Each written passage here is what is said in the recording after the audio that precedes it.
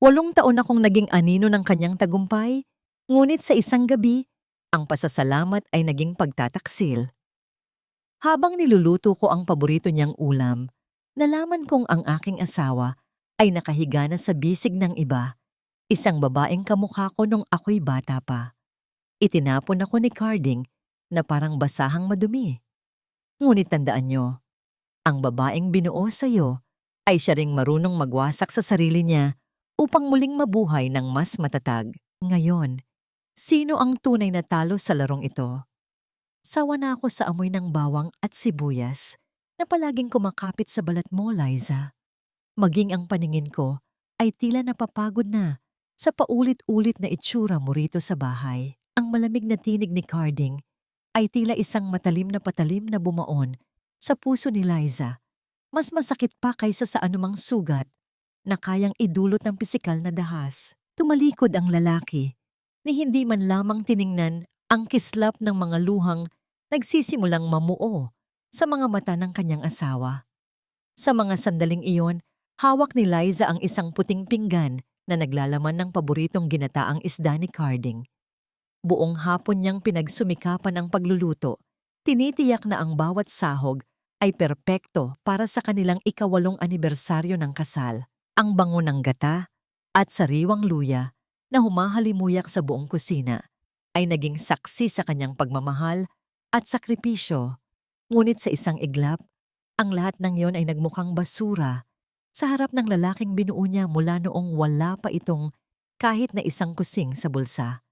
Narinig ang mahinang pag-vibrate ng telepono ni Carding na nasa ibabaw ng lamesa. Ang liwanag mula sa screen nito ay tumama sa mga mata ni Liza. At doon, sa isang hindi sinasadyang pagkakataon, ay gumuho ang kanyang mundo. Isang larawan ang bumungad sa kanya. Ang kanyang asawa, ang lalaking pinagkakatiwalaan niya nang higit pa sa kanyang sarili ay masayang nakayakap sa isang batang babae na may matatamis na ngangiti. Ang babaeng iyon ay si Nicole, ang bagong sekretarya ni Carding, na tila isang mas batang bersyon ni Liza noong panahong punong-puno pa siya ng pangarap at sigla. Ang sakit ay hindi nagmula sa galit, kundi sa isang matinding panghihina na unti-unting lumalamon sa kanyang buong pagkatao. Hindi nagtagal ay narinig ang tunog ng pagbukas ng pinto at ang mabibigat na hakbang ni Aling Belen, ang kanyang biyenan. Walang pasintabi itong pumasok sa silid-kainan. Ang kanyang mukha ay bakas ng panghahamak habang tinitingnan ng ayos ng hapagkainan na inihanda ni Liza. Isang serye ng mga papel ang padaskol niyang inilapag sa ibabaw ng lamesa. Dahilan upang mayanig ang mga basong kristal na maingat na inayos ni Liza kanina lamang. Huwag ka nang magpanggap na tila lahat ay maayos pa, Liza. Ang bulyaw ni Aling Belen, ang kanyang boses, ay puno ng pait at kawalan ng utang na loob. Tingnan mo ang sarili mo sa salamin. Losyang, tuyot, at higit sa lahat, baog. 8 taon na ang nakalipas, ngunit wala ka man lang naibigay na apo sa akin. Pirmahan mo na ang mga papel na yan. Ibigay mo na ang kalayaan sa anak ko para makasama niya ang babaeng tunay na makakapagpaligaya sa kanya at makakapagbigay ng tagapagmana sa pamilyang ito. Tila tumigil ang pag-ikot ng mundo para kay Liza. Ang bawat salita ng kanyang biyenan ay tila mga talsik ng asido na sumusunog sa kanyang dangal. Napatingin siya kay Carding, umaasang makakita ng kahit kaunting habag o pagtatanggol. Ngunit ang lalaki ay nanatiling nakatayo, malapit sa bintana, nakatanaw sa labas, at tila walang naririnig. Ang pananahimik ni Carding ang pinakamasakit na sagot sa lahat ng kanyang mga katanungan. Dahan-dahang binitawan ni Liza ang hawak niyang pinggan. Narinig ang pagtama nito sa mesa, isang matigas na tunog na tila hudyat ng pagtatapos ng isang kabanata. Ang kanyang mga kamay ay nanginginig, hindi dahil sa takot, kundi dahil sa bigat ng emosyong hindi niya mailabas. Ang bawat alaala ng kanilang pagsasama, ang mga gabing magkasama silang nangarap, ang mga sakripisyong ginawa niya para lamang makatapos ito ng pag-aaral, at ang pagbebenta niya ng mga natitirang alahas ng kanyang ina para lamang may maipundar silang negosyo. Ang lahat ng iyon ay nagmistulang mga abo na tinangay ng hangin. Tumingin siya sa kanyang biyenan at pagkatapos ay sa kanyang asawa. Ang kanyang lalamunan ay nanunuyo at ang bawat paghinga niya ay tila may kasamang mga tinik. Sa loob ng 8 taon, ibinigay niya ang lahat. Ibinigay niya ang kanyang kabataan, ang kanyang lakas, at ang kanyang buong puso. Ngunit sa huli, ang lahat ng kanyang pagpapakasakit ay itinumbas lamang sa ilang pahina ng dokumento na naglalayong burahin ang kanyang pagkatao sa buhay nila. Nanatiling nakatayo si Liza sa gitna ng silid, ang kanyang anino ay tila lalong lumiliit sa ilalim ng marangyang chandelier na sila rin mismo ang nagpundar. Ang bawat sulok ng bahay na ito ay may bakas ng kanyang pagmamahal, mula sa mga kurtinang siya ang pumili hanggang sa bawat kagamitang maingat niyang inalagaan. Ngunit ngayon, ang bawat bagay na yon ay tila naging mga estranghero na nagmamasid sa kanyang pagkadurog. Ito na ba talaga ang dulo ng lahat ng ipinaglaban ko? Ang tanong na ito ay paulit-ulit na umalingaw-ngaw sa kanyang isipan, isang tahimik na pagsusumamo sa tadhana na tila bingis sa kanyang paghihirap. Wala siyang narinig na sagot, kundi ang malakas na pagtilaok ng mga ibon sa labas at ang malayo at malamig na buntong hininga ni Carding. Nanatili siyang nakatayo doon, mag-isa at wasak, habang ang dilim ng gabi ay uent-unting bumabalot sa buong kabahayan. Tila nakikiramay sa isang pusong wala ng ibang mahinga ng tulong, kundi ang sarili nitong pira-pira-pirasong pag-asa. Lumabas si Liza sa malaking tarangkahan ng kanilang subdivision, habang ang langit ay tila nakikiramay sa kanyang pagdadalamhati. Ang mga butil ng tubig na nagmumula sa itaas ay nagsimulang bumagsak, hindi bilang isang banayad na ulan, kundi bilang mga malamig na karayom na tumutusok sa kanyang balat.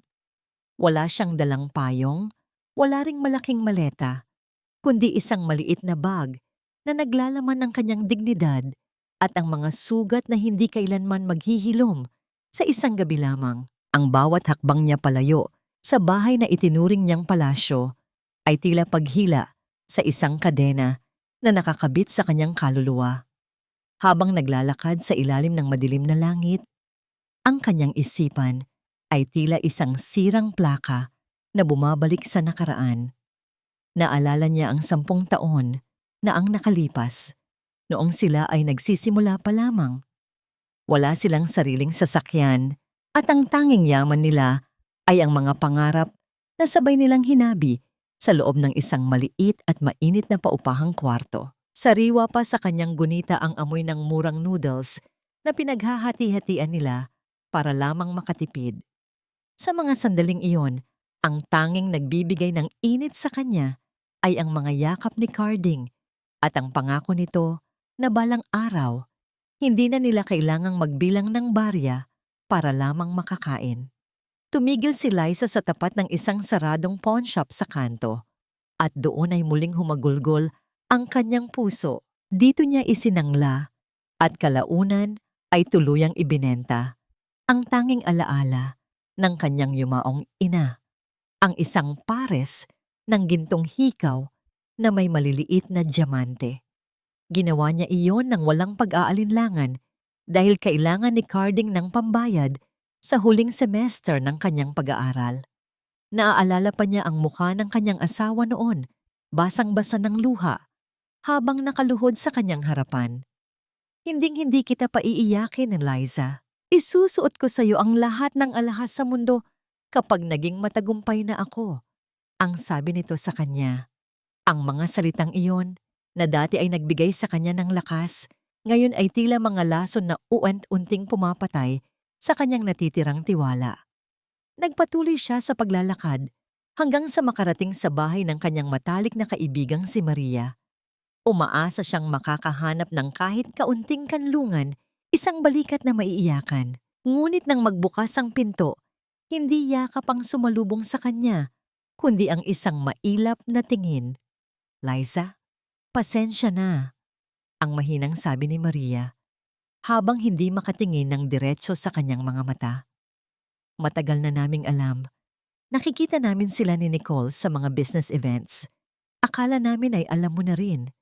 O baka ayaw mo lang aminin sa sarili mo. Ang bawat salitang binitawan ni Maria ay tila isang sampal ng katotohanan. Hindi lamang ang kanyang asawa ang nagtaksil sa kanya, kundi pati na rin ang mga taong inakala niyang kakampi niya.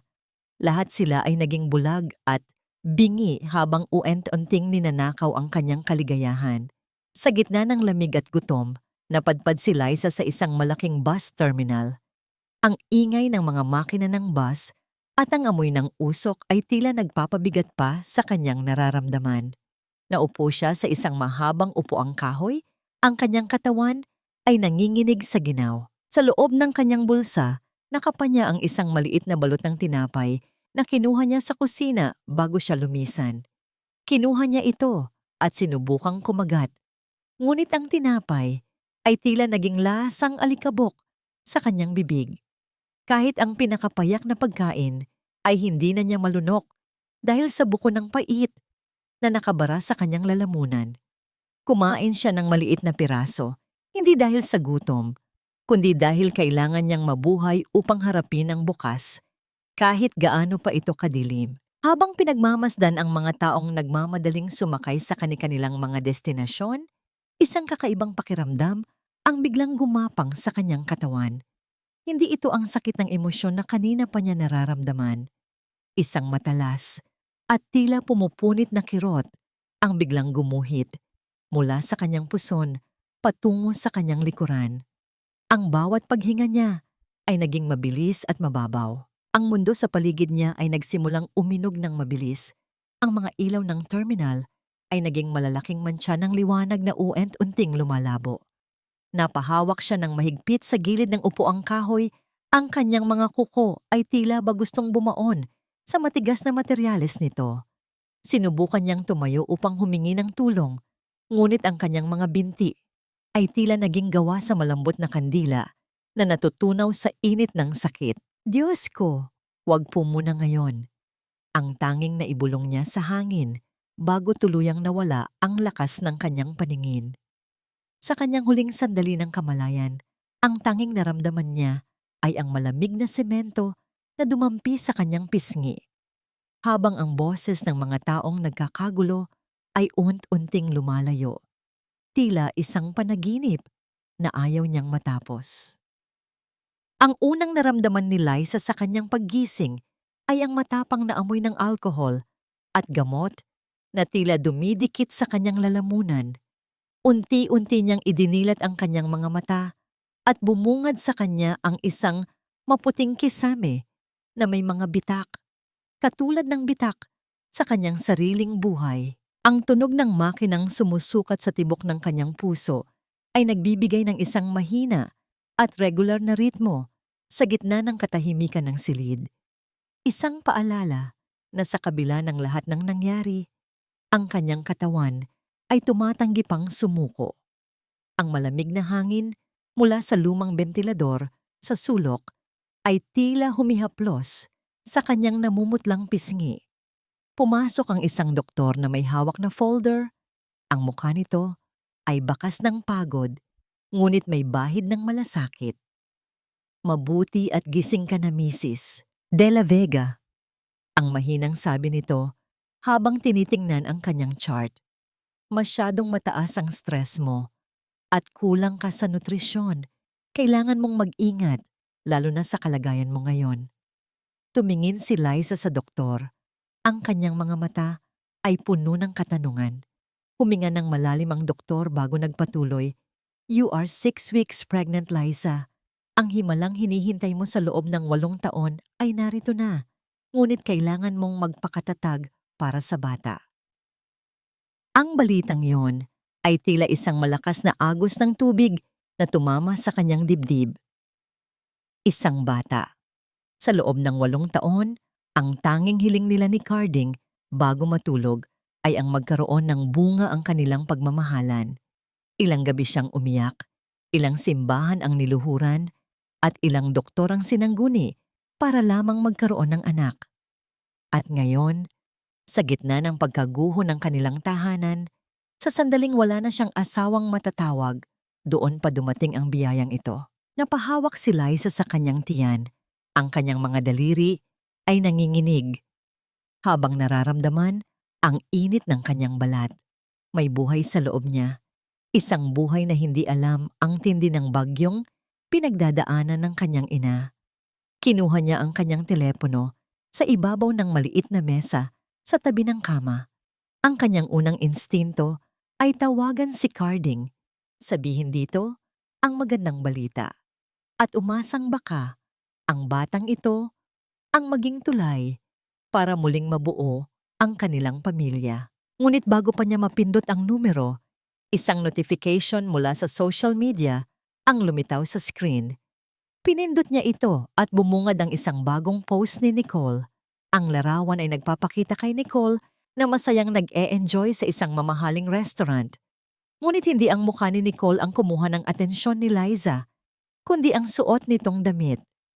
Isang kulay asul na luan na blusa, ang eksaktong damit na ipinangako ni Carding na bibilhin para sa kanya sa kanilang anibersaryo.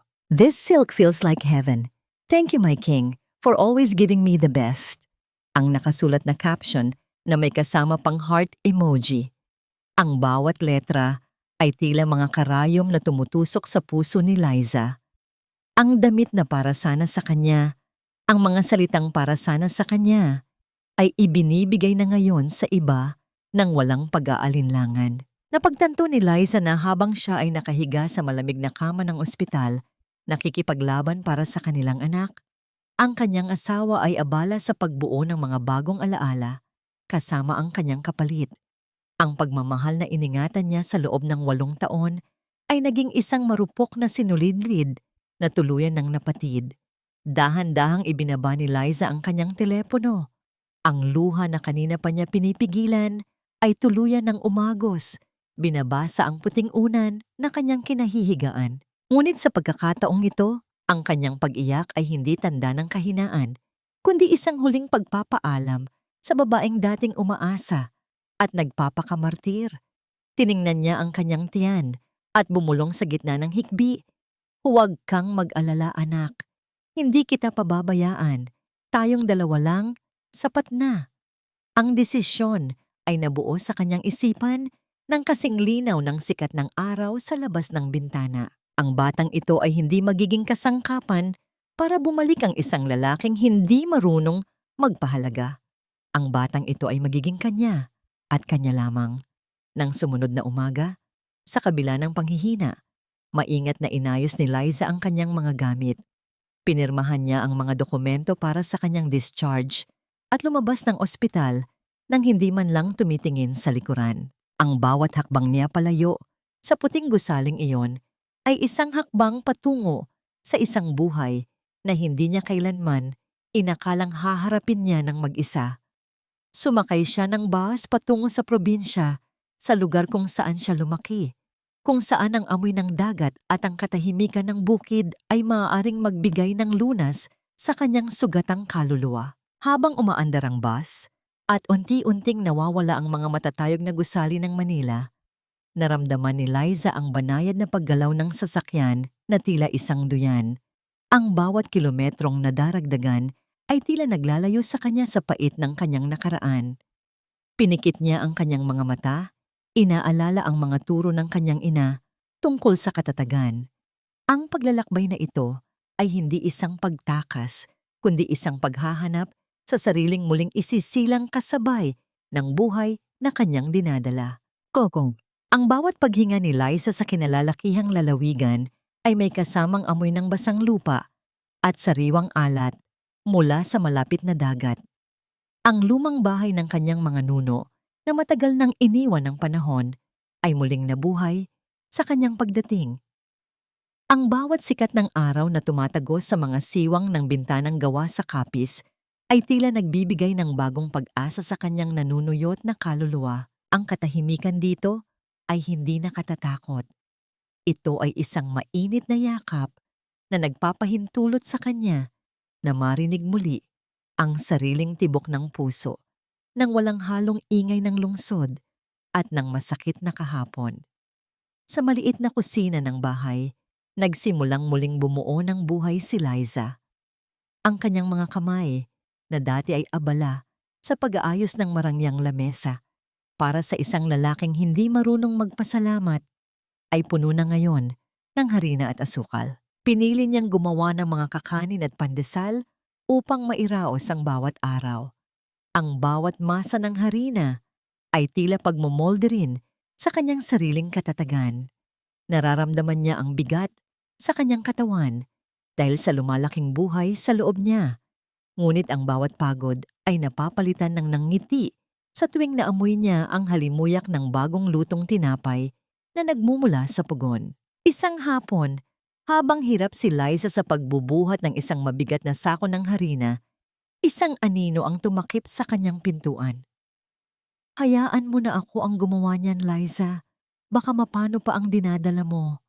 Ang baritono at mahinahong tinig ni Mang Simon, ang kanilang kapitbahay na isang retiradong lalaki na may malalamlam na mata. Hindi pala kibo si Mang Simon, ngunit ang bawat kilos nito ay puno ng malasakit. Kinuha nito ang sako nang walang kahirap-hirap at inilagay sa tamang lalagyan. Tumingin si Liza rito, bakas ang pasasalamat sa kanyang mga mata. "Salamat po, Mang Simon. Pasensya na po kayo at palagi kayong nag-aabala." Ang mahinang sagot ni Liza habang pinupunasan ang pawis sa kanyang noo.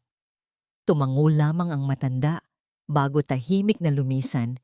Iniwan si Liza na nagtatanong sa sarili kung bakit ang isang estranghero ay mas may malasakit pa kaysa sa lalaking pinangakuan siyang iibigin habang buhay. Samantala, sa malayo at maingay na lungsod ng Maynila, ang buhay sa loob ng mansyon ni Carding ay unti-unting nagbabago. Ang dating maayos at mabangong tahanan ay tila nawalan ng ningning. Si Nicole, na dati ay tila isang perpektong pangarap, ay nagsimulang magpakita ng kanyang tunay na kulay. "Bakit ba palaging ganito ang ulam? I want something sophisticated, Carding. Hindi itong mumurahing binibili mo sa kanto." Ang reklamo ni Nicole habang nakatingin na ng may pandidiri sa pagkaing nakahain. Walang nagawa si Carding kundi ang bumuntong hininga habang iniinda ang matinding hapdi sa kanyang sikmura. Ang kanyang ulcer ay muling bumabalik at sa pagkakataong ito, walang Liza na maghahanda ng mainit na tsaa o magmamasahe ng kanyang likuran hanggang sa siya ay makatulog. Ang bawat sulok ng bahay ay tila sumisigaw ng pangalan ni Liza. Ang bawat gamit na hinahawakan ni Carding ay nagpapaalala sa kanya ng katahimikan at kaayusan na dinala ng kanyang asawa sa loob ng 8 taon. Ang presensya ni Nicole ay tila isang malakas na bagyo na sumisira sa katahimikan na dati niyang binaliwala. Ang paghahanap niya sa kanyang kabataan ay nagbunga ng isang magulo at magastos na realidad. Napagtanto niya na ang ningning ni Nicole ay gawa lamang sa artipisyal na ilaw, malayo sa tunay na init na ibinigay ni Liza sa kanyang buhay noong wala pa silang lahat ng karangyaang ito. Isang gabi, habang naglilinis ng mga lumang gamit si Aling Belen sa bodega ng bahay, isang maliit na kahon ang nahulog mula sa itaas na bahagi ng cabinet. Ang tunog ng pagbagsak nito sa semento ay naging hudyat ng isang bagong kabanata ng lihim. Dahan-dahang binuksan ng matanda ang kahon, umaasang makakita ng mga alahas o pera. Ngunit sa halip na yaman, isang piraso ng papel ang bumungad sa kanya. Isang lumang medical record ni Liza mula sa isang espesyalista, ilang taon na ang nakalipas. Habang binabasa ni Aling Belen ang nakasulat sa papel, ang kanyang mga kamay ay nagsimulang manginig at ang kanyang mukha ay nawalan ng kulay. Ang katotohanang nakasulat doon ay tila isang malakas na kidlat na tumama sa kanyang kaisipan, isang katotohanang kayang bumura sa lahat ng kasinungalingang ginamit niya para palayasin si Liza. Ang lihim na ito, na matagal nang itinago ni Liza upang protektahan ang dangal ng kanyang asawa, ay hawak na ngayon ng taong naging dahilan ng kanyang pagdurusa. Ang bawat sulok ng mansyon na dati ay puno ng halimuyak ng mga bulaklak at sariwang luto. ay tila nabalot na ngayon ng isang malamig at hindi maipaliwanag na tensyon. Ang katahimikan ni Liza na dati ay nagbibigay ng kapayapaan ay napalitan ng maingay na hakbang ng mga sapatos na may matutulis na takong at ang walang katapusang reklamo ni Nicole. Ang bawat gamit na maingat na inalagaan ni Liza ay tila nawalan ng kaluluwa sa ilalim ng pamumuno ng bagong babae sa buhay ni Carding. Isang umaga, habang ang sikat ng araw ay pilit na sumisilip sa mga kurtinang hindi na naisara ng maayos, narinig ang matatalim na salita ni Nicole na tumatama sa pandinig ni Aling Belen. "I don't care if you're his mother. Ang gulo-gulo ng gamit mo rito sa living room. If you can't keep things tidy, maybe you should stay in the back room." Ang mainggit na sabi ni Nicole habang itinuturo ang mga gamot at baso ng tubig ng matanda. Namutla si Aling Belen. Ang kanyang mga labi ay nanginginig sa matinding pagkahiya at galit. Noong narito pa si Liza, ang kanyang mga gamot ay palaging nakaayos at may kasama pang mainit na halik sa noo bawat umaga. Ngayon, itinuturing na lamang siyang isang pabigat sa sarili niyang pamamahay. Sa loob ng kanyang opisina sa bahay, napahawak si Carding sa kanyang sikmura, habang ang matinding hapdi ng kanyang ulcer ay tila isang apoy na kumakain sa kanyang loob. Ang bawat paghinga niya ay may kasamang pag-ungol ng sakit. "Nicole, can you please make me some lugaw? Sobrang sakit na ng tiyan ko." Ang pagsusumamo niya sa kanyang kasintahan. Ngunit sa halip na pag-aalaga, ang hinarap sa kanya ni Nicole ay isang iritableng mukha. "Babe, you know I don't do kitchen work. It's messy, and it ruins my nails. I'll just order some fast food online, okay? Get the spicy chicken, it's their best seller." Ang sagot ni Nicole habang abala sa pag-scroll sa kanyang mamahaling telepono. Napapikit si Carding sa sobrang dismayas. Ang ideya ng maanghang na manok sa gitna ng namimilipit na sikmura ay tila isang malupit na biro. Sa kanyang balintataw, biglang nagpakita ang imahe ni Liza, ang banayad na pag-ihip nito sa mainit na arroz caldo, ang amoy ng luya at bawang na tila gamot sa lahat ng kanyang karamdaman. Naalala niya kung paano siya nito inaalagaan ng buong gabi. Walang reklamo, walang arte. Ngayon, ang tanging kasama niya ay isang babaeng mas pinahahalagahan ang kislap ng kanyang kuko kaysa sa kalusugan ng kanyang kinakasama. Nang gabing iyon, habang pilit na naghahanap ng kapayapaan, si Carding sa kanilang silid, dahan-dahan siyang humiga sa dating una ni Liza na itinago niya sa ilalim ng kama. Sa isang hindi sinasadyang pagkakataon, napansin niya ang isang mahabang hibla ng buhok na nakasabit sa gilid ng punda. Hindi ito ang blonde at maikling buhok ni Nicole. Ito ay ang mahaba, itim, at mabangong buhok ni Liza. Hinawakan niya ito ng may nanginginig na mga daliri. At sa isang saglit, ang bawat alaala ng kanilang 8 taon ay tila isang malakas na agos na tumama sa kanyang puso. Ang amoy ng kanyang tunay na asawa ay tila naroon pa rin, nanunumbat sa bawat pagkakamaling kanyang ginawa. Ang sumunod na araw ay naging simula ng isang malaking bitak sa pagitan ni Carding at Nicole. "What is this, Nicole? Bakit mahigit 500,000 ang nawala sa business account natin sa loob lang ng 1 linggo?" Ang galit na tanong ni Carding habang ipinapakita ang records ng bangko. Hindi man lang kumurap si Nicole. "It was an investment, babe. I need to upgrade my lifestyle if I'm going to be the wife of a CEO. Bumili lang ako ng ilang designer bags at nagpa-reserve sa isang exclusive spa. You said you wanted the best for me, right?" Ang tugon nito ng may halong pagkukunwari at pagmamataas. Dito na naramdaman ni Carding ang isang malamig na takot. Si Liza ay hindi kailanman humingi ng kahit 1 sentimo para sa pansariling luho. Ang bawat perang kinikita nila ay itinabi nito para sa kanilang kinabukasan at para sa pangarap nilang magkaroon ng anak. Ngayon, ang bawat patak ng kanyang pawis ay unti-unting inuubos ng isang babaeng walang ibang alam, kundi ang kumuha at hindi marunong magbigay. Ngunit ang pinakamatinding dagok ay dumating nang tumunog ang telepono ni Carding sa gitna ng kanilang pagtatalo. Ito ay mula sa kanyang head lawyer. Ang boses sa kabilang linya ay puno ng kaba at seryosong babala. Sir, we have a big problem. Ang mga pinirmahang kontrata ni Miss Nicole para sa bagong supplier ay peke at puno ng butas. Kinakasuhan tayo ng estafa at may utos na ang korte na i-freeze ang lahat ng assets ng kumpanya para sa investigasyon. Nanlamig ang buong katawan ni Carding.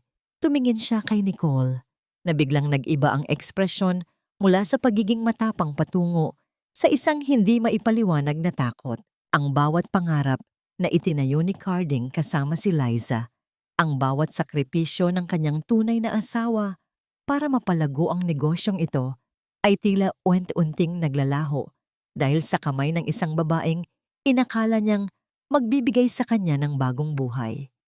Ang bawat piraso ng kanyang tagumpay ay tila gumuho sa isang tawag lamang, habang ang anino ng kanyang nakaraan ay nananatiling nakamasid sa gitna ng nagbabadyang unosda. Ang panahon ay hindi lamang isang manggagamot na nagpapahilom ng mga sugat. Ito rin ay isang panday na humuhubog sa isang bagong pagkatao mula sa mga abo ng nakaraan. 5 taon na ang mabilis na lumipas at ang bawat araw na dumaan ay nagsilbing patak ng ulan na nagbigay buhay sa tuyot na lupain ng puso ni Liza. Wala na ang babaeng laging nakayuko, wala na ang asawang ang tanging mundo ay ang paglilingkod sa isang lalaking hindi marunong tumanaw ng utang na loob. Sa gitna ng isang payapang bayan sa tabing dagat, isang bagong pangalan ang naging bukambibig ng marami. Ang Liza's Kitchen, ang amoy ng kumukulong gata, ang halimuyak ng sariwang pandan, at ang malinamnam na aroma ng adobong Tagalog ay palaging humahalimuyak sa maluwag at mahangin na kainan ni Liza. Hindi lamang ito isang simpleng tiyanggi. Ito ay naging simbolo ng kanyang tagumpay at kasarinlan. Nakatayo si Liza sa likod ng counter, suot ang isang malinis at maayos na apron. Ang kanyang balat ay tila nagkaroon ng sariling liwanag. Ang kanyang mga mata, na dati ay laging puno ng luha, ay meron na ngayong kislap ng tiwala sa sarili. Sa bawat ngiti niya sa mga mamimili, makikita ang isang babaeng nahanap na ang kanyang tunay na halaga sa labas ng anino ng isang masakit na relasyon. Nanay, tingnan mo po ang nakuha kong kabibe. Ang masayang sigaw na yon ay nagmula sa isang batang lalaki na tumatakbo mula sa dalampasigan, si Paulo. Sa edad na 5, ang bata ay larawan ng sigla at talino. Ngunit sa bawat pagtingin ni Liza sa mukha ng kanyang anak, hindi niya maiwasang makaramdam ng isang banayad na kurot sa puso. Ang mga mata ni Paulo, ang hugis, ang kislap, at maging ang paraan ng pagkurap nito ay isang tumpak na kopya ng mga mata ni Carding. Gayunpaman, tinitiyak ni Liza na ang pusong nananahan sa loob ng bata ay puno ng kabutihan at respeto, mga katangi ang kinalimutan ng kanyang ama. Napakaganda niyan, Paulo. Sige, ilagay mo yan sa ating koleksyon. Ang malambing na sagot ni Liza habang hinahaplos ang pawisang noon ng bata. Ang malutong na halakhak ng bata ay tila isang masayang musika na nagpagaan sa hangin ng hapon.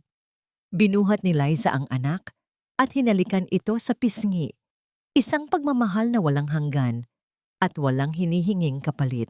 Sa bawat pagyakap niya kay Paulo, nararamdaman niya ang lahat ng pagod mula sa paggising ng maaga para magluto at ang pag-aasikaso sa mga parokyano ay tila naglalaho.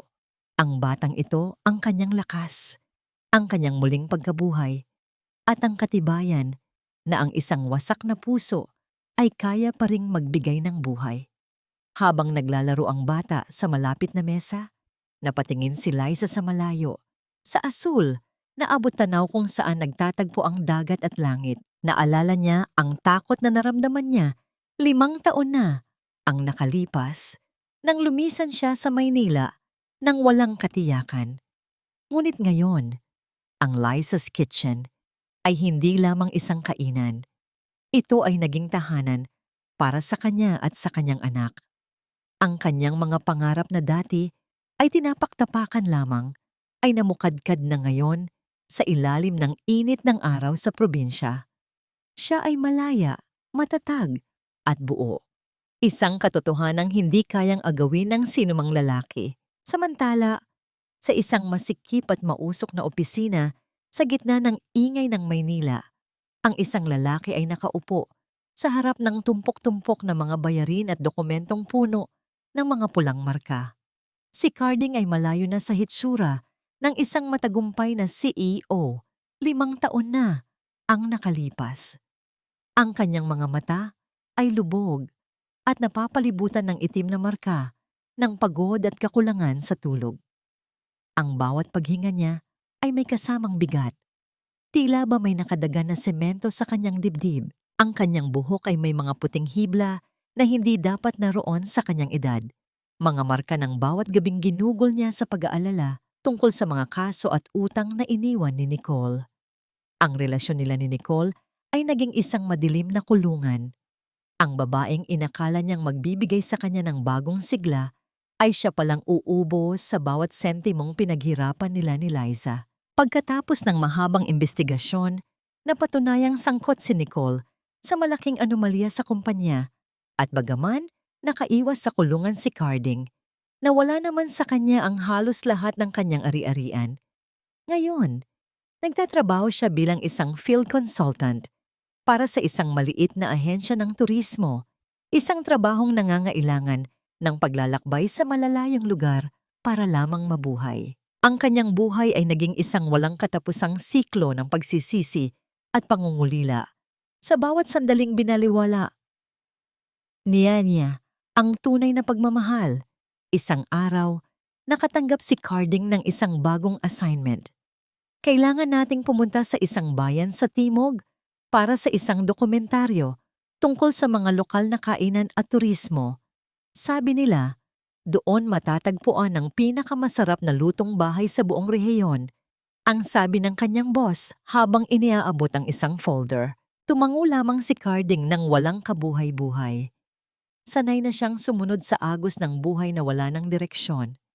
Inihanda niya ang kanyang mga gamit, isinakay ang mga kagamitan sa sasakyan, at sinimulan ang mahabang biyahe patungo sa isang lugar na hindi niya alam na magbabago sa kanyang mundo. Nakarating ang kanilang grupo sa bayan ni Liza sa gitna ng isang maaliwalas na umaga. Ang huni ng mga ibon at ang banayad na paghampas ng mga alon sa pampang ay tila isang malugod na pagtanggap. Habang naglalakad ang grupo sa kalsada upang maghanap ng makakainan, isang malaking karatula ang kumuha sa atensyon ng lahat. Ang karatula ay gawa sa kahoy, may mga disenyo ng bulaklak sa gilid at nakasulat sa malalaking letra, Liza's Kitchen. Tumigil ang tibok ng puso ni Carding sa sandaling mabasa niya ang pangalang iyon. Ang bawat letra ay tila isang malakas na sigaw na gumigising sa kanyang mga natutulog na alaala. Ang kanyang mga kamay ay nagsimulang manginig habang dahan-dahan siyang humahakbang patungo sa bukas na pintuan ng kainan. Ang amoy ng adobong Tagalog na may halong luya at bawang ay humahalimuyak sa hangin, isang pamilyar na amoy na tila ba humihila sa kanya pabalik sa isang buhay na matagal na niyang winasak. Mula sa loob ng kusina, narinig ni Carding ang isang tinig, isang boses na banayad, ngunit may taglay na awtoridad at kapayapaan. Pagkatapos, isang batang lalaki ang biglang lumabas mula sa gilid. Tumatakbo ng mabilis at halos mabunggo ang binti ni Carding. Tumigil ang bata at tumingala sa kanya. Sa sandaling magtagpo ang kanilang mga mata, naramdaman ni Carding ang isang matinding kuryente na dumaloy sa kanyang buong katawan. Ang mga mata ng bata ay tila tumitingin sa kanyang sariling kaluluwa sa pamamagitan ng isang salamin. Paulo, huwag kang masyadong malikot. Baka makaabala ka sa mga panauhin. Ang sabi ng boses mula sa loob. At doon, sa gitna ng liwanag ng umaga, lumabas si Liza. Ang kanyang ganda ay tila mas lalong kuminang sa ilalim ng araw. Ang kanyang buong pagkatao ay nagpapakita ng isang lakas na hindi kailanman nakita ni Carding noong magkasama pa sila. Nagtama ang kanilang mga paningin at sa isang iglap, ang 5 taon ng distansya ay tila naging isang manipis na hibla na handang mapatid sa anumang sandali. Ang hanging nagmumula sa dagat ay tila biglang tumigil sa pag-ihip at ang buong paligid ng kainan ay nabalot ng isang mabigat at nakabibinging katahimikan. Para kay Carding, ang mundo ay tumigil sa pag-inog sa sandaling magtagpo ang kanilang mga paningin. Ang bawat segundo ay tila naging 1 taon ng paghihirap. Ang kanyang puso ay nagsimulang tumibok ng mabilis, tila isang tambol na pilit kumakawala sa kanyang dibdib, habang ang kanyang mga tuhod ay nangangatog sa sobrang gulat at hindi maipaliwanag na takot. Ang babaeng nasa harapan niya ay hindi ang Liza na iniwan niya 5 taon na ang nakalipas. Siya ay isang reyna sa sarili niyang kaharian. May tindig na hindi kayang tapatan ng kahit anong yaman. Dahan-dahang humakbang si Carding. Ang kanyang tinig ay halos isang bulong na lamang dahil sa panunuyo ng kanyang lalamunan. Liza, ikaw ba talaga yan? Ang tanong niya. Ang kanyang mga mata ay nagsisimulang magtubig sa halo-halong emosyon ng pangungulila at pagsisisi. Ngunit bago pa siya makalapit, naramdaman niya ang isang mahigpit na pagkawak sa kanyang braso. Si Nicole, na nakasuot ng isang kupas na ngunit pilit na pinagmumukhang mamahaling damit, ay sumingit sa pagitan nila. Ang bawat hakbang ni Nicole ay may kasamang tunog ng kanyang matutulis na takong na tumatama sa sahig. Isang tunog na tila ba nagpapaalala ng kanyang presensya. Isang matalim at mapanguyat na ngiti ang kumawala sa mga labi ni Nicole, na tila ba isang tunog ng kiskisan ng kinakalawang na bakal. Oh, look who's here! Ang nawawalang asawa na nagtago sa probinsya para maging, isang tagaluto. Ang sabi ni Nicole, habang ang kanyang mga mata ay mapanuring tinitingnan ang bawat sulok ng kainan. Bakit, Carding? Parang nakakita ka ng multo. It's just Liza, the woman who couldn't even give you a child, remember? Nanatiling tahimik si Liza. Ang kanyang mga kamay, na dati ay nanginginig sa takot sa tuwing maririnig ang boses ni Nicole, ay nanatiling kalmado sa ibabaw ng counter. Huminga siya ng malalim, dinadama ang bango ng kanyang sariling tagumpay sa hangin. Tumingin siya ng diretso kay Carding, hindi bilang isang nasaktang asawa, kundi bilang isang profesional na may-ari ng negosyo. Welcome to Liza's Kitchen. Ang banayad ngunit matatag na sabi ni Liza. Dito sa amin, ang mga panauhin ay pinagsisilbihan ng maayos, anuman ang kanilang nakaraan. Maupo kayo at ibibigay ko ang menu. Ang bawat salita ni Liza ay tila isang malamig na tubig na ibinuhos sa nag-aapoy na pakiramdam ni Carding.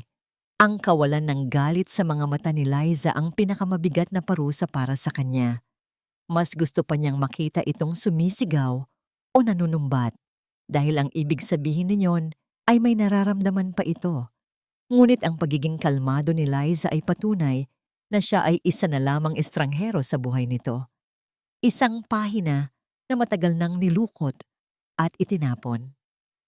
Liza, please, hindi ko alam na rito ka nakatira. Gusto ko lang mag-usap. Ang pagsusumamo ni Carding habang ang kanyang boses ay tila nababasag. Hindi niya pinansin ang pag-irap ni Nicole sa kanyang tabi. Sinubukan niyang abutin ang kamay ni Liza na nasa ibabaw ng counter. Isang kilos na puno ng pag-asa at pangungulila.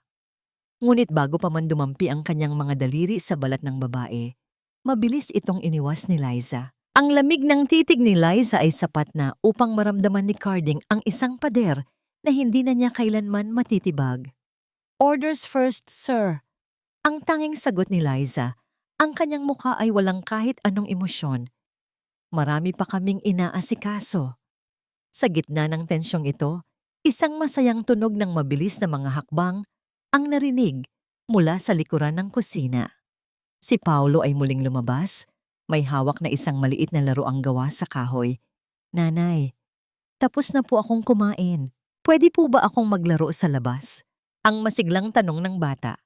Tumigil ang lahat. Ang bawat paghinga sa loob ng kainan ay tila na binbin sa hangin.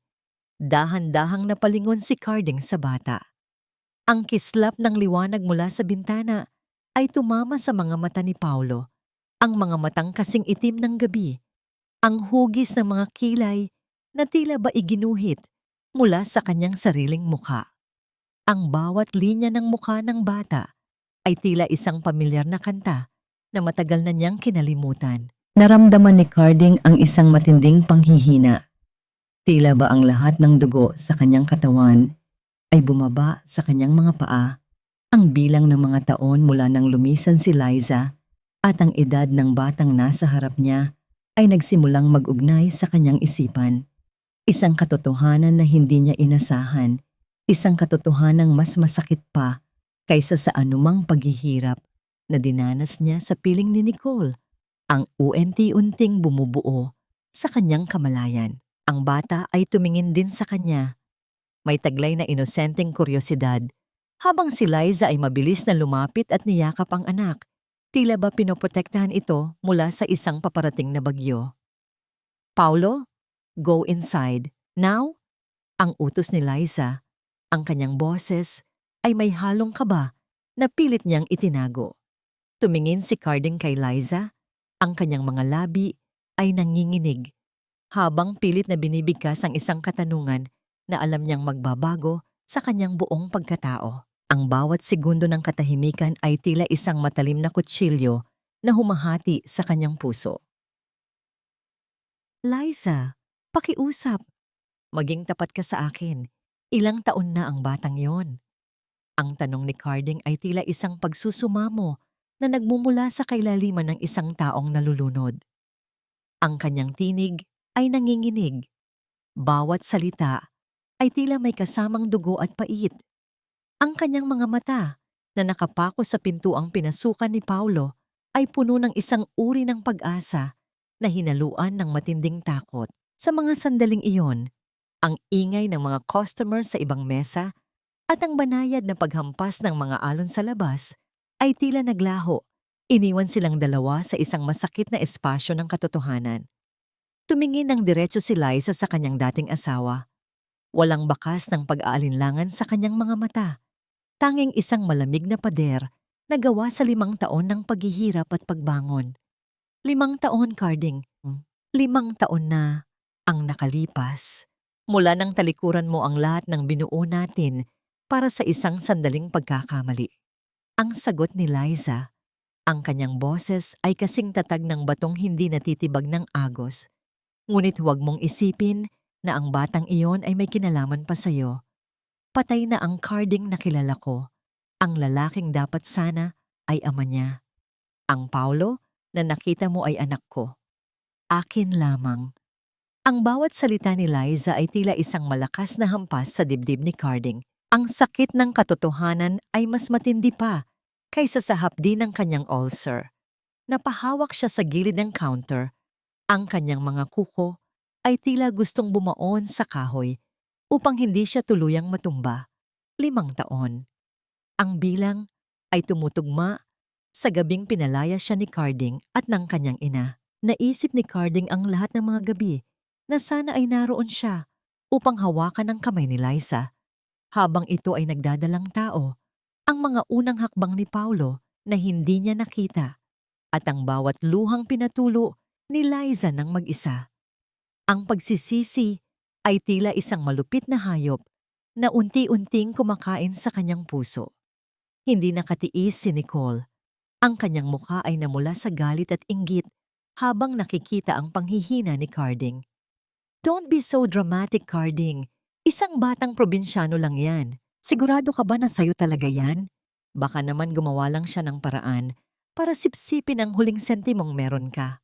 Ang sigaw ni Nicole, ang kanyang boses ay matinis at puno ng lason. Ang bawat salita niya ay tila isang pagtatangkang sirain ang anumang natitirang dangal ni Liza. Sa gitna ng sigawan, naramdaman ni Liza ang isang pamilyar na init sa kanyang likuran. Si Mang Simon ay lumapit. Ang kanyang tindig ay tila isang matandang puno na nagbibigay ng lilim. Sir, ma'am, hindi po ito lugar para sa inyong kaguluhan. Kung wala na kayong kailangan, maari na kayong lumisan. Ang mahinahong sabi ni Mang Simon, ngunit may taglay na awtoridad na hindi matatawaran. Ang kanyang mga mata ay nagbabala kay Carding, isang proteksyon na hindi kailanman nakuha ni Liza mula sa sarili niyang asawa. Tumalikod si Carding, ang kanyang mga balikat ay nakabagsak habang dahan-dahang naglalakad palabas ng kainan. Ang bawat hakbang niya ay tila may bitbit na mabigat na semento. Naiwan si Nicole na nagbubunghalit pa rin ng galit, ngunit walang sino man ang nakikinig sa kanya. Sa labas, sa ilalim ng nagbabadyang ulan, naramdaman ni Carding ang lamig ng hangin na tila nanunuot sa kanyang mga buto. Samantala, sa Maynila, ang kalagayan ni Aling Belen ay lalong lumalala. Nakaupo ang matanda sa isang madilim na sulok ng kanilang maliit na inuupahang bahay, hawak ang lumang medical record ni Liza. Ang bawat luhang pumapatak mula sa kanyang malalabong mata ay tila isang dasal para sa kapatawaran. Patawarin mo ako, Liza. Patawarin mo ako. Ang kanyang bulong na tila tinatangay ng hangin. Ngayon lamang niya napagtanto na ang babaeng itinuring niyang baog at walang silbi ay ang siyang nagdala ng pinakamalaking yaman ng kanilang pamilya. Isang apo na malamang ay hindi na niya kailanman mayayakap. Bumalik ang eksena sa probinsya. Gabi na at ang buong paligid ay nababalot ng katahimikan maliban sa tunog ng mga kuliglig at ang banayad na pagpatak ng ulan sa bubungan. Nakatayo si Liza sa harap ng salamin, pinagmamasdan ng kanyang sariling refleksyon. Ang babaeng nakikita niya ay malakas, matapang, at buo. Ngunit sa kailaliman ng kanyang mga mata, naroon pa rin ang isang maliit na bahagi ng batang Liza na minsang nagmahal ng tapat. Isang matinding dagok ang muling nagbabadya ng si Nicole na hindi matanggap ang pagkatalo, ay palihim na kumuha ng kanyang telepono habang nakasakay sa sasakyan pabalik sa hotel. Ang kanyang mga mata ay nagniningning sa masamang balak. Kung hindi mapapasa akin ang atensyon ni Carding, sisiguraduhin kong walang matitira sa babaeng iyon. Ang bulong niya sa sarili habang may tinatawagang numero. Ang kanyang plano ay hindi lamang tungkol sa pagsira sa reputasyon ni Liza, kundi ang tuluyang pagpawi sa kislap ng Liza's Kitchen. Ang katahimikan ng madaling araw sa lalawigan ay tila isang malambot na kumot na bumabalot sa buong bayan. Ngunit sa loob ng puso ni Nicole, isang madilim na bagyo ang patuloy na nagngangalit. Hindi niya matanggap na ang babaeng itinuring niyang basura ay nakatayo na ngayon ng mas matayog kaysa sa kanya. Habang ang lahat ay mahimbing na natutulog, isang anino ang dahan-dahang gumagalaw sa gilid ng Liza's Kitchen. Ang tanging maririnig ay ang banayad na pagyapak ng mga paa sa tuyong damo at ang mahinang pag-agos ng likidong may matapang na amoy, gasolina. Sa isang kisap mata, ang kadiliman ay napunit ng isang maliit na kislap na mabilis na nag-anyong higanteng pulang mga dila. Ang apoy ay tila isang gutom na hayop na mabilis na gumagapang sa mga dingding na gawa sa kahoy at kawayan. Ang tunog ng mga tuyong materyales na unti-unting tinutupok ng init ay tila mga buto na naglalagutukan sa gitna ng gabi. Ang usok na kasing itim ng balak ni Nicole ay nagsimulang bumalot sa buong gusali, lumalamon sa bawat piraso ng alaala at pagsisikap na maingat na itinayo ni Liza sa loob ng 5 taon. Sunog! Nasusunog ang kakainan. Ang hiyaw na yon ay bumasag sa katahimikan ng gabi. Mabilis na nagising ang mga residente, kabilang si Mang Simon na unang tumakbo bitbit ang mga timba ng tubig. Si Liza, na nakatira sa maliit na bahay sa likuran, ay napatakbo palabas. Ang kanyang mukha ay bakas ng matinding sindak. Ngunit ang kanyang unang naisip ay hindi ang kanyang kabuhayan, kundi ang kanyang anak. Paulo, nasaan si Paulo? Ang sigaw niya na punong-puno ng desperasyon, ang kanyang boses ay tila nakikipag-unahan sa bagsik ng apoy. Sa hindi kalayuan, si Carding, na hindi makatulog at naglalakad-lakad sa dalampasigan upang pawiin ang bigat sa kanyang dibdib, ay nakita ang naglalagablab na liwanag. Ang kanyang puso ay tila tumalon palabas ng kanyang dibdib nang makitang ang Liza's kitchen ang nilalamon ng apoy. Hindi siya nag-atubili. Sa gitna ng takot ng lahat, mabilis siyang tumakbo patungo sa nag-aapoy na gusali. "Liza! Ang bata!" Ang sigaw niya habang pilit na hinahawi ang mga taong nagtatangkang pumigil sa kanya. Dahil sa kapal ng usok at sa init na tila sumusunog sa kanyang balat, pumasok si Carding sa loob ng kainan. Ang bawat paghinga niya ay tila may kasamang mga baga na nagpapasikip sa kanyang lalamunan. "Paulo, anak." Ang bulyaw niya. Ang salitang anak ay kusang lumabas sa kanyang mga labi sa gitna ng panganib. Nakita niya ang isang maliit na figura sa ilalim ng isang bumagsak na bahagi ng kisame. Sa gitna ng naglalagablab na init, naramdaman ni Carding ang isang kakaibang lakas, ang instinct ng isang ama na handang mamatay para sa kanyang dugo. Binuhat niya ang bata, pinoprotektahan ito gamit ang sarili niyang katawan mula sa mga bumabagsak na uling. Nang makalabas siya sa gusali, ang kanyang mukha ay puno ng uling at ang kanyang mga braso ay may mga paso, ngunit ang bata ay ligtas. Gayunpaman, laking gulat ni Carding nang makita si Paulo na sasalubong sa kanya mula sa bisig ni Mang Simon sa labas. Ang bata pala ay nailabas na ni Mang Simon bago pa man siya pumasok. Ang binuhat niya sa loob ay ang malaking wooden toy chest ni Paulo na inakala niyang ang bata dahil sa kapal ng usok. Napaluhod si Carding sa buhanginan. Ang kanyang katawan ay nanginginig sa pagod at emosyon. Si Liza ay mabilis na lumapit sa kanya, hindi upang magalit, kundi dahil sa pagkabahala sa kanyang mga sugat. Sa sandaling iyon, ang galit ay panandali ang nahalinhan ng pagpapakumbaba. Ngunit ang kapayapaang ito ay pinutol ng isang malakas na sigaw mula sa likuran. "Siya! Nakita ko siyang tumatakbo palayo bitbit ang lalagyan ng gas." Ang sigaw ng isang mangingisda habang itinuturo ang isang babaeng pilit na nagtatago sa dilim. Ito ay si Nicole. Ang kanyang mukha ay putla at puno ng takot. Ang kanyang mga kamay ay amoy pa rin ng ebidensya ng kanyang kasamaan. Hindi na nakapagpigil ang mga taong bayan. Ang bawat sakripisyo ni Liza na kanilang nasaksihan ay naging gasolina ng kanilang puot laban sa babaeng nagnanais sumira sa kanilang payapang buhay. Dumating ang mga pulis at agad na pinusasan si Nicole. Habang isinasakay sa patrol car, ang kanyang mga mata ay nananatiling puno ng lason, ngunit wala na siyang magagawa. Ang kanyang maskara ay tuluyan ng natanggal.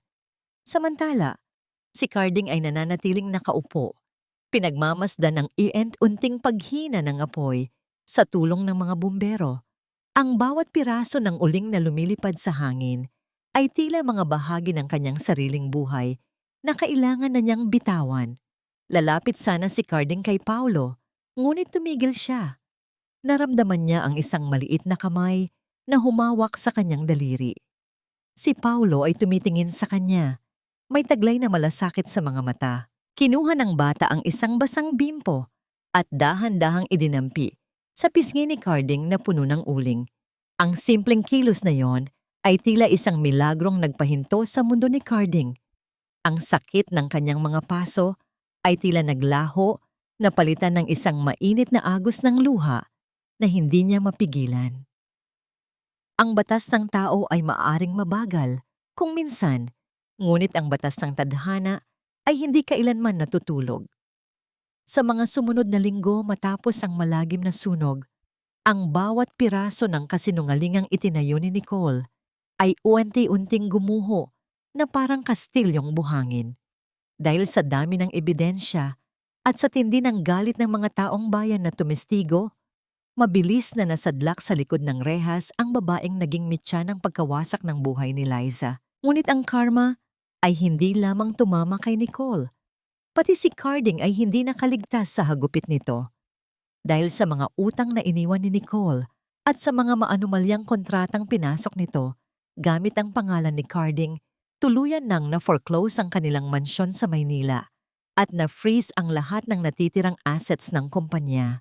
Mula sa pagiging isang tinitingalang CEO, si Carding ay nagising na lamang isang umaga na wala ng kahit isang kusing sa kanyang bulsa maliban sa bigat ng kanyang pagsisisi. Isang hapon, habang si Liza ay abala sa paglilinis ng mga natirang kagamitan sa nasunog na kainan, isang matandang babae ang dahan-dahang bumaba mula sa isang lumang tricycle. Ang kanyang mga hakbang ay mabagal at nanginginig, malayo sa mabilis at mapagmataas na lakad na dati niyang kinagawian. Si Aling Belen. Ang kanyang mukha ay tila isang tuyong dahon na nilayasan na ng buhay, lubog ang mga mata, maputla at puno ng mga kulubot ng matinding pag-aalala. Sa kanyang pagkakita kay Liza, hindi ang matatalim na salita ang lumabas sa kanyang mga labi, kundi ang isang mahaba at basag na hikbi. Sa harap ng maraming tao sa barangay, ang dating matapang na biyenan ay dahan-dahang lumuhod sa harap ni Liza. Ang kanyang mga tuhod ay tumama sa maalikabok na lupa. Isang kilos ng pagsuko at pagpapakumbaba na hindi kailanman inakala ng sino man na magagawa niya. Liza, anak, patawarin mo ako. Ang pagsusumamo ng matanda habang ang kanyang mga luha ay bumabasa sa kanyang mga pisngi. Nabulag ako ng pera at ng galit. Itinuring kitang kaaway gayong ikaw pala ang nag-iisang nag-alaga sa pamilyang ito ng buong puso. Patawarin mo ako sa lahat ng pait na ibinigay ko sa iyo.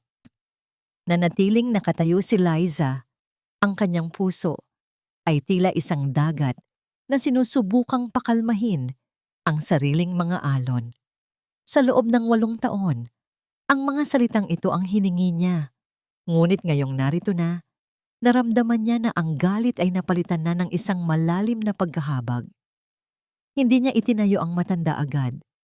Hinayaan muna niyang dumaloy ang lahat ng sakit sa pamamagitan ng katahimikan. Pinapatawad na kita, Aling Belen. Ang mahinahong sabi ni Liza, bagaman may distansya pa rin sa kanyang boses. Ngunit ang kapatawaran ay hindi nangangahulugang mabubura ang lahat ng sugat. Ang tiwala ay hindi parang damit na kapag nalabhan ay magmumukhang bago muli. Pinapatawad kita para sa ikakatahimik ng puso ko at para na rin sa anak ko. Lumabas si Paulo mula sa likuran ni Liza. Tila nagtataka sa matandang babaeng umiiyak sa paanan ng kanyang ina. Lumapit ang bata. Ang kanyang mga mata ay puno ng inosenteng malasakit. Dahan-dahang kinuha ni Aling Belen ang isang maliit na sisidlan mula sa kanyang bag. Inilabas niya ang isang antigong pilak na pulseras, ang tanging natitirang alahas ng kanilang pamilya na hindi na ibenta. Sa nanginginig na mga kamay, isinuot niya ito sa maliit na braso ni Paulo. Ito ay para sa iyo, Apo. Ito ang simbolo ng aking pagsisisi at ng iyong karapatan sa aming pamilya na ipinagkait ko ng matagal na panahon, ang bulong ng matanda habang hinahalikan ang kamay ng bata. Samantala, sa isang maliit at madilim na kwarto sa isang paupahan sa Maynila, nakaupo si Carding sa gilid ng isang manipis na katre. Ang kanyang hapunan ay isang tasa lamang ng kape at isang piraso ng tinapay. Wala na ang marangyang buhay, wala na ang mga taong sumisip-sip sa kanyang tagumpay. Ang tanging kasama niya ay ang katahimikan at ang anino ng kanyang mga pagkakamali. Kinuha niya ang isang lumang sobre at inilabas ang huling natitirang pera mula sa kanyang insurance. Hindi ito malaking halaga, ngunit ito ang lahat ng meron siya. Maingat niyang isinulat ang pangalan ni Paulo sa isang kalakip na papel. Ang bawat sentimong pinaghirapan niya sa pagtatrabaho bilang isang construction helper sa nakalipas na mga araw ay inilalaan niya para sa kanyang anak. Hindi niya inaasahang tatanggapin ito ni Liza, ngunit kailangan niyang gawin ito bilang bahagi ng kanyang pagbabayad puri. Habang tinatapos niya ang pagsusulat, isang malalim na buntong hininga ang kumawala sa kanyang dibdib. Ang karma ay tila isang malupit na guro, ngunit sa gitna ng kanyang pagdarahop, nahanap ni Carding ang isang bagay na matagal na niyang nawala, ang kanyang sarili at ang tunay na kahulugan ng pagiging isang tao. Ang bawat butil ng pawis na pumapatak mula sa noo ni Carding ay tila mga luha ng pagsisisi na dumadaloy sa kanyang sunog na balat. Sa ilalim ng naglalagablab na sikat ng araw sa pantalan ng bayan, ang lalaking dati ay nakaupo lamang sa malalamig na opisina ay abala ngayon sa pagbubuhat ng mabibigat na sako ng kopra at mga basket ng isda. Ang kanyang mga braso, na dati ay makinis, ay puno na ngayon ng mga gasgas at namumutok na mga ugat dahil sa tindi ng pisikal na paggawa. Ang bawat pag-ungol ng kanyang katawan sa ilalim ng bigat ay tila isang paraan ng pagbabayad puri sa bawat sakit na idinulot niya sa kanyang pamilya. Hindi niya inaalintana ang pagod. Ang tanging nagpapanatili sa kanya ay ang isiping sa dulo ng bawat linggo, mayroon siyang maipapadalang kaunting halaga para sa pangangailangan ni Paulo. Isang hapon, habang si Liza ay namimili ng mga sangkap para sa kanyang muling itinatayong kainan, nakita niya ang isang pamilyar na anino mula sa malayo. Huminto ang kanyang mga hakbang at ang kanyang puso ay tila nakaramdam ng isang banayad na kurot. Hindi dahil sa pag-ibig, kundi dahil sa matinding habag. Nakita niya si Carding na nakaupo sa isang tabi.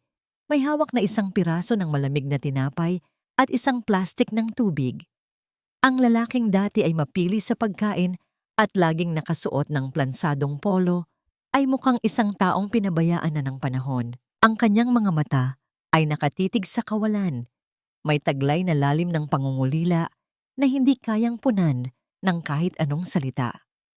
Lumapit si Liza ng dahan-dahang sapat upang takpan ang sikat ng araw na tumatama sa mukha ng lalaki. Dahan-dahang nag-angat ng tingin si Carding at nang makilala ang babaeng nasa harap niya, mabilis siyang nag-iwas ng tingin at pilit na itinago ang kanyang maruruming kamay sa likod ng kanyang likuran. Liza, hindi ko naman gustong makita mo ako sa ganitong kalagayan. Ang boses ni Carding ay nanginginig. Halos hindi lumalabas sa kanyang tuyot na lalamunan. Pilit niyang ipinunas ang kanyang mga palad sa kanyang pantalon, ngunit ang uling at dumi ng pantalan ay tila ayaw nang humiwalay sa kanyang balat, katulad ng mga pagkakamaling nakakabit na sa kanyang pagkatao. Patawad kung nagambala ko ang katahimikan niyo. Gusto ko lang makatulong sa pag-aaral ni Paulo. Tumingin si Liza sa lalaking minsan niyang itinuring na buong mundo. Walang galit sa kanyang puso. Tanging isang malalim na katahimikan na nagmumula sa pagtanggap. Nakita niya ang bawat gasgas sa mga braso ni Carding, ang pagpayat ng mukha nito, at ang kawalan ng kinang sa mga mata na dati ay puno ng yabang. Hindi mo kailanman kailangang saktan ang sarili mo ng ganito, Carding. Ang mahinahong tugon ni Liza. Ang bata ay hindi naghahanap ng pera. Ang kailangan niya ay isang buhay na payapa, isang buhay na hindi nakatali sa galit ng nakaraan. Kinuha ni Liza mula sa kanyang bulsa ang isang maliit na tela. Dahan-dahan niya itong binuksan at doon ay kuminang ang isang lumang singsing, ang murang pilak na singsing na ibinigay ni Carding sa kanya 8 taon na ang nakalipas nang wala pa silang pambili ng ginto. Inilapag niya ito sa ibabaw ng kahoy na upuan sa tabi ni Carding. Ang tunog ng metal na tumama sa matigas na kahoy ay tila isang hudyat ng tuluyang pagputol sa huling hibla na nag-uugnay sa kanilang dalawa. Ito ang singsing na sumisimbolo sa lahat ng ipinangako mo, ang sabi ni Liza. Ang kanyang mga mata ay nananatiling nakatitig ng diretso sa kanya. Itinago ko ito, hindi dahil sa mahal pa kita, kundi dahil ito ang nagpapaalala sa akin kung gaano ako naging matapang para makaalis sa anino mo. Ngayon, ibinabalik ko na ito sa iyo. Ang kaligayahan ko ay hindi na nakadepende sa iyong presensya o sa iyong paghingi ng tawad. Malaya na ako, Carding. At sana, maging malaya ka na rin sa iyong sariling bilangguan ng pagsisisi. Napayuko si Carding. Ang kanyang mga balikat ay nayanig sa isang tahimik na paghikbi. Ang bawat patak ng kanyang luha ay bumabagsak sa tuyong buhangin. Mabilis na naglalaho, ngunit nag-iiwan ng malalim na marka sa kanyang kalooban. Naramdaman niya ang hapdi ng pagsisisi na mas matindi pa kaysa sa anumang sugat sa kanyang katawan. Ang babaeng nasa harap niya ay ang yaman na kailanman ay hindi na niya maibabalik sa kanyang mga bisig. Isang reynang nahanap ang kanyang korona sa gitna ng sarili niyang mga luha. Sa sandaling iyon, lumapit ang maliit na si Paulo. Huminto ang bata sa gilid ng kanyang ina at tumingin kay Carding ng may kuryosidad. Walang takot sa mga mata ng bata. Tanging isang inosenteng pagmamasid sa isang lalaking mukhang pagod na pagod sa paglalakbay ng buhay. Hinawakan ni Paulo ang kamay ni Liza. Tila ipinapaalala sa lahat kung sino ang tunay na nagmamay-ari ng kanyang mundo. Ang bata ay tumingala sa kanyang ina at nagtanong sa isang tinig na bumasag sa huling depensa ni Carding. "Nanay, sino po ba ang taong iyon? Bakit po siya umiiyak?" Ang tanong ni Paulo habang ang kanyang daliri ay nakaturo sa kanyang ama. Ang tanong na yon ay tila isang matalim na kutsilyo na humiwa sa puso ni Carding. Ang marinig ang sariling anak na ituring siyang isang estranghero ang pinakamasakit na karma sa lahat. Tumingin si Liza kay Paulo, pagkatapos ay kay Carding, bago muling ibinalik ang pansin sa anak. Ang katahimikan sa pagitan nila ay tila isang malawak na karagatan na wala ng tulay na makapagdurugtong. Ang tanong ni Paulo ay nanatiling nakabitin sa mahalumigmig na hangin ng hapon, tila isang munting ibon na hindi alam kung saan dadapo. Tumingin si Liza sa kanyang anak, pagkatapos ay muling ibinalik ang tingin sa lalaking nakaluhod sa buhanginan. Ang bawat luhang pumapatak mula sa mga mata ni Carding ay tila isang pag-amin ng lahat ng kanyang pagkukulang. Sa gitna ng katahimikan, dahan-dahang lumuhod si Liza upang mapantayan ang taas ng kanyang anak. Hinawakan niya ang maliliit na balikat ni Paulo at ngumiti ng may kalungkutan at kapayapaan na tila nagmumula sa kailaliman ng kanyang kaluluwa. "Anak, siya ay isang taong bahagi ng nakaraan ni nanay." Ang banayad na sagot ni Liza, ang kanyang boses ay hindi kakikitaan ng anumang pait. Siya ang taong nagturo sa akin kung paano maging matatag at kung paano pahalagahan ang sarili ko. Ngunit ngayon, siya ay isa na lamang manlalakbay na kailangang magpatuloy sa kanyang sariling daan. Ang bawat salita ni Liza ay tila isang mahinahong haplos sa sugatang puso ni Carding, ngunit kasabay nito ay ang pagtanggap na ang pintuan ng kanilang buhay ay tuluyan na ngang sumara para sa kanya. Lumipas ang ilang buwan at ang amoy ng sariwang pintura at bagong tabas na kahoy ay muling humahalimuyak sa dalampasigan. Ang Liza's Kitchen ay muling itinayo, mas malawak at mas matatag kaysa dati. Ang bawat poste at dingding nito ay naging simbolo ng pagtutulungan ng mga taong bayan na minahal si Liza. Sa araw ng muling pagbubukas, ang bawat lamesa ay puno ng mga bulaklak at ang bawat sulok ay punong-puno ng halakhak at kislap ng mga basong kristal. Si Mang Simon ay naroon. Suot ang kanyang pinakamagandang barong, nakatayo sa tabi ni Liza habang tinatanggap ang mga panauhin. Mula sa malayo sa ilalim ng isang malaking punong nara, nakatayo ang isang lalaki. Si Carding ay nanatiling isang tahimik na tagamasid. Ang kanyang katawan ay mas lalong nangitim sa ilalim ng araw, at ang kanyang mga kamay ay puno na ng kalyo mula sa pagtatrabaho sa pantalan. Ngunit ang kanyang mga mata ay mayroon ng ibang uri ng liwanag, isang liwanag ng pagtanggap. Nakita niya kung gaano kakinang si Liza, kung paano itong tumatawa habang karga ang anak, at kung paano nito inaayos ang mga plato ng may kagaanan na hindi niya kailanman nakita noong sila pa ang magkasama. Naramdaman ni Carding ang isang banayad na haplos ng hangin sa kanyang pisngi. Napagtanto niya na ang tunay na pag-ibig ay hindi palaging tungkol sa pagmamay-ari o sa muling pagsasama. Minsan, Ang pinakamataas na anyo ng pagmamahal ay ang pagpili na lumayo upang hayaan ang kabilang panig na lumago at maging malaya.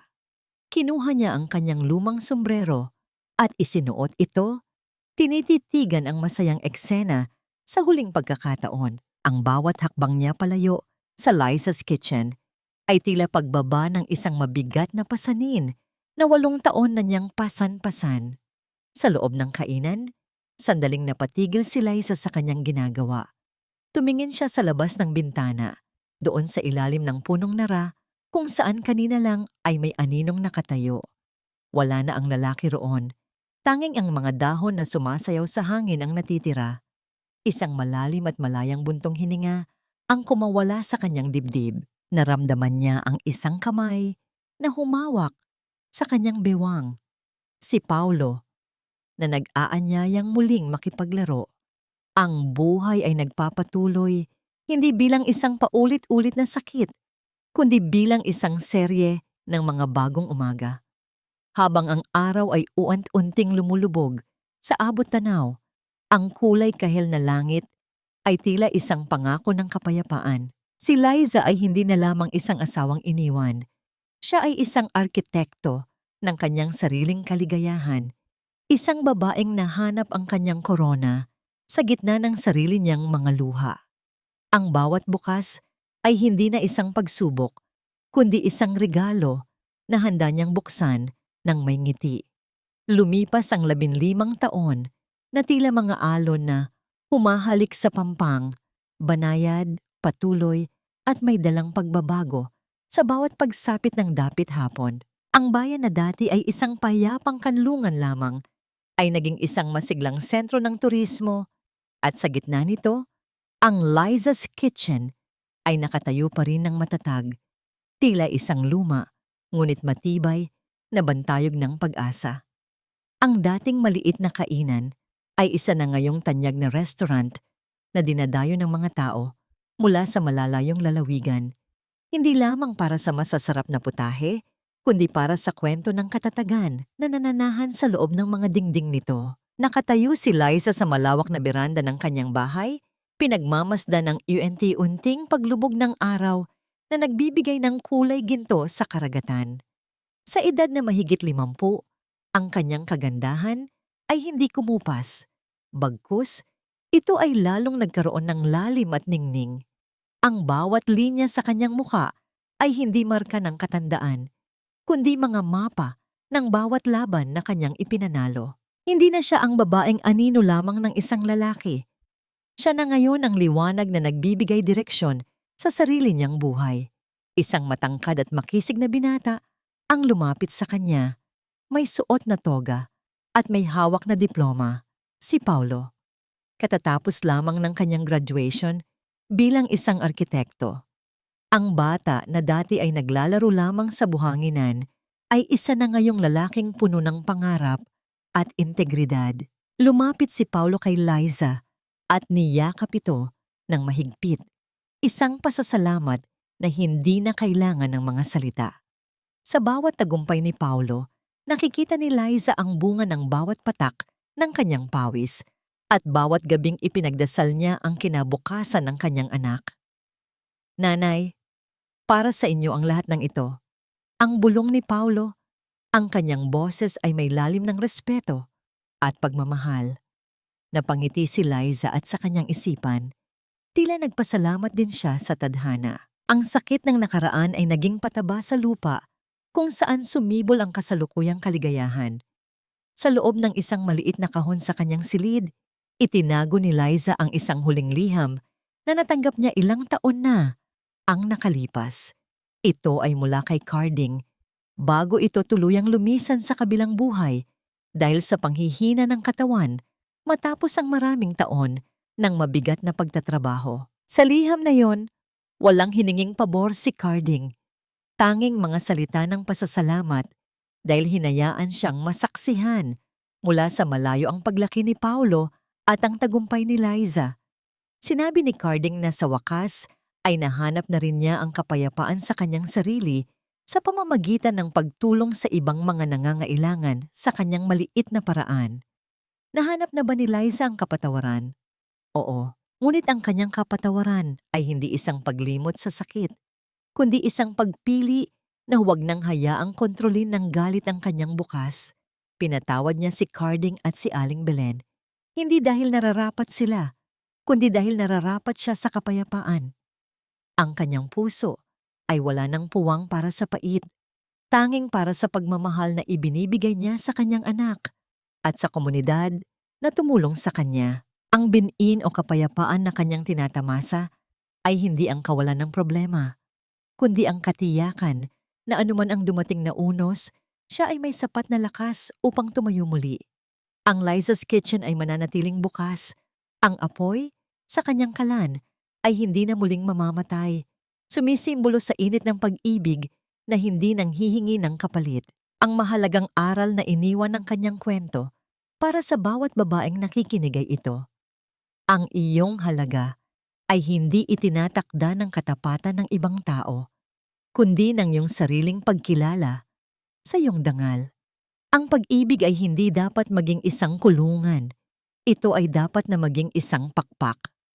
At sa dulo ng bawat madilim na gabi, palaging may naghihintay na bagong umaga para sa mga pusong matapang na muling bumangon. Habang ang huling sinag ng araw ay naglalaho, pumasok si Liza sa loob ng kanyang tahanan. Sinalubong ng halimuyak ng bagong lutong hapunan at ang masayang usapan ng kanyang pamilya. Ang pinto ay dahan-dahang sumara, ngunit ang liwanag sa loob ay mananatiling nagniningning magpakailanman.